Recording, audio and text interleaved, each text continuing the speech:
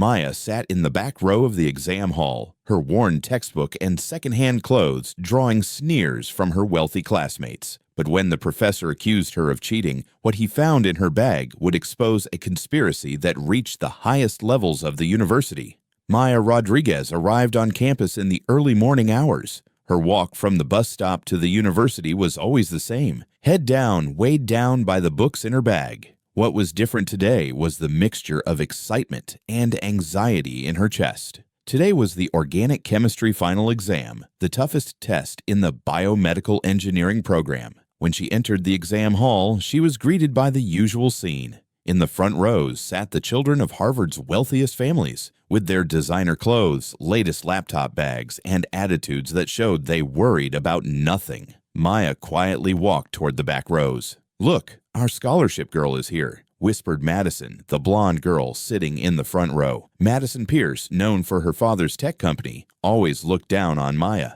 "Shh," said Jake Morrison beside her. Jake, known for his family's banking empire, was smarter than Madison, but equally arrogant. "I actually feel sorry for her. She works so hard, but still can't reach our level." Maya didn't let on that she heard these conversations. She lined up the pens she took from her bag. All cheap plastic pens, but they did the job. The notebook beside her was the same one she'd been using for the past 2 years, its cover worn, its pages yellowed. When Professor Hartwell entered the hall, the room immediately fell silent. This gray-haired, stern-looking man in his 50s was one of Harvard's most respected professors. He placed the exam papers in his hand on the table and looked at his watch. "Today is your final exam," he said, his tone ice-cold.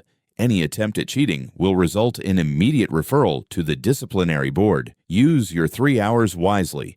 The exam papers began to be distributed. When Maya took the paper in her hand, a small spark of hope flickered inside her. The questions looked difficult, but she had studied all of them. She had studied for nights under streetlights, in the corner of a 24-hour cafe after the library closed. In the first 2 hours, Maya concentrated on the questions. She drew the structures of organic molecules, explained reaction mechanisms, and solved complex synthesis pathways. She knew she had studied for every question. This was her strength. But what Maya didn't notice was that Jake, sitting in the front rows, was secretly using his phone. Jake's father was the CEO of Morrison Banking, and Jake had known since childhood that money could open any door. This exam was no exception. Jake was looking at exam answers he had purchased beforehand on his phone.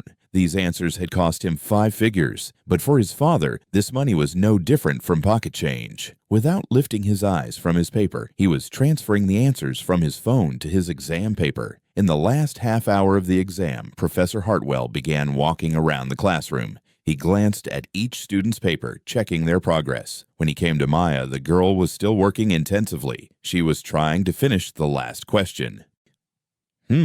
Professor Hartwell murmured as he looked at Maya's paper. The answers were impressively detailed and correct, but doubts began to form in the professor's mind. How was it possible for this girl to give such perfect answers? Then he moved to Jake's desk. Jake was hastily hiding his phone, but the professor didn't notice this. The answers on Jake's paper were similarly perfect. In fact, they showed a suspicious similarity to Maya's answers. "Time's up," announced Professor Hartwell. "Put down your pens and bring your papers to the front." Maya completed her last sentence and gathered her paper. She had a good feeling inside. She knew she had answered the questions correctly. As she handed her paper to the professor, the man gave her a sharp look. "Miss Rodriguez," said the professor, his voice loud enough to be heard throughout the hall, "I need to speak with you." Maya's heart began to race. "Yes, Professor." "Your exam paper. Very impressive. Perhaps too impressive. Did you prepare these answers on your own?" The hall immediately fell silent. All eyes turned to Maya. Madison was waiting with a smile, while Jake looked uneasy. "Of course," said Maya, her voice trembling. "I've been studying for this exam for months." "Is that so?" Professor Hartwell's eyes narrowed. "Very strange, because some of these answers seem very familiar." The professor stepped forward and began comparing Maya and Jake's papers. Indeed, some answers were suspiciously similar, especially the explanations on the most difficult questions. "Can you explain, Miss Rodriguez? How can this similarity be explained?" Maya's world was collapsing around her. I didn't cheat, Professor. This is my work." "Really?" Professor Hartwell laughed harshly. "May I see your bag?" This request shocked Maya. "My bag." "Yes, if you claim to be innocent, you have nothing to hide." Maya tremblingly extended her bag. She knew what was inside: her old books, notes, a few pens, and an envelope. When Professor Hartwell opened the bag, he first saw normal student materials. But then he noticed that envelope. Written on the envelope was Organic Chemistry Final. Answer key. "What is this?" asked the professor, raising the envelope in the air. Maya's eyes were wide open. That's not mine. I've never seen that envelope." "Of course," said the professor sarcastically. "Can you explain how this envelope got into your bag?" The hall erupted. Students were whispering. Madison was openly laughing. Jake looked pale.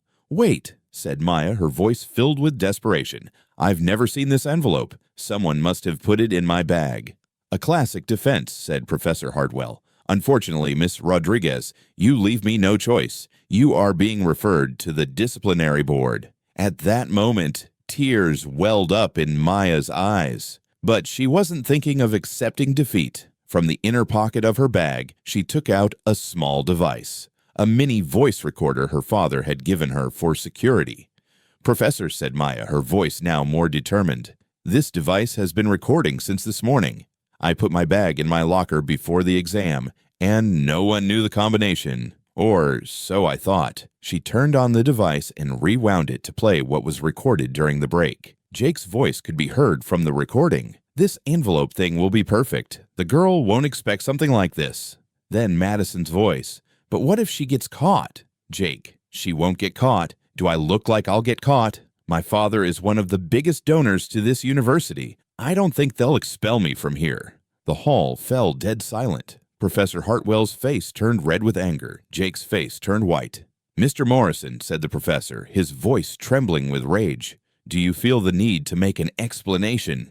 Jake couldn't speak. Madison had shrunk in her chair. Maya didn't turn off the recording device. She continued, and the moments when Jake cheated from his phone during the exam were also recorded. The device's sensitive microphone had even recorded the sounds of Jake pressing phone keys. "What does this mean, Mr. Morrison?" asked the professor. There was no chance of denial left. Jake stood up, his voice trembling. I can explain."